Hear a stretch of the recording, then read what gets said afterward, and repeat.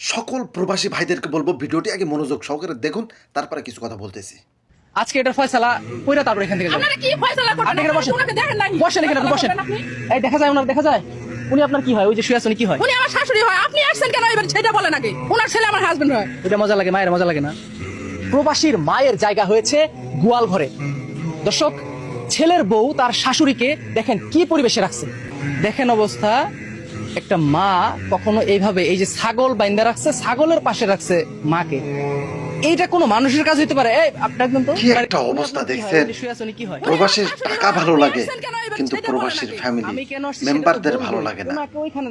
ছাগল বাইন্দা রাখছেন, ছাগলের পাশে রাখছেন। এই ভিডিওটি এত পরিমাণ শেয়ার করবেন, সকল প্রবাসী ভাইদেরকে বলবো ভিডিওটি শেয়ার করবেন এত পরিমাণ, যাতে করে এই প্রবাসী ভাইয়ের কাছ পর্যন্ত যাতে পৌঁছে যায়।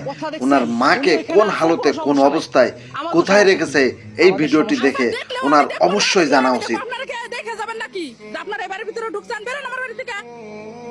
ওনার ছেলে আপনার কি হয়? ওনার ছেলে আমার হাজবেন্ড হয়। প্রবাসী ভাইদের অবশ্যই এটা জানা জরুরি।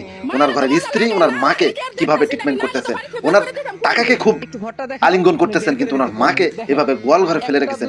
ধিক্কার জানাই।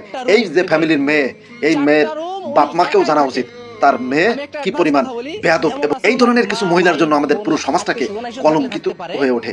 এই ভিডিওটি পর্যাপ্ত পরিমাণ শেয়ার করবেন, যাতে করে এই মহিলার বাপ মা পর্যন্ত দেখতে পারে যে তার মেয়ে কি ধরনের আচরণ তার শাশুড়ির সঙ্গে করতেছে।